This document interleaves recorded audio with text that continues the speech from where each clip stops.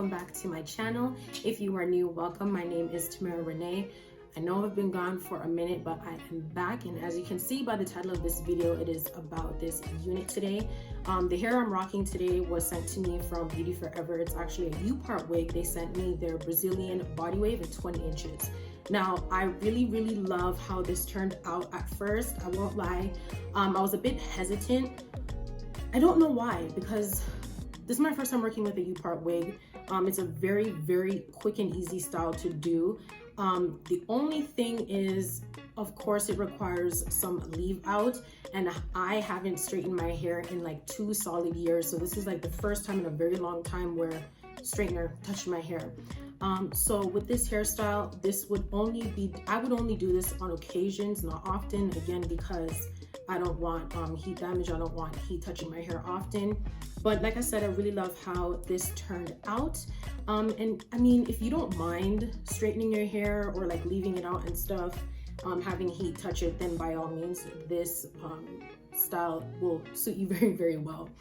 So you will see in the video, I have a portion of my hair at the top out and the sides out, and then I straightened it. And this is how it turned out. I find that my hair blends in with Brazilian hair really well. So I love how it looks. This looks so good. So like I said, it's a quick, easy style to do. I will say, for the sake of this video, I just like, you will see how I have my hair.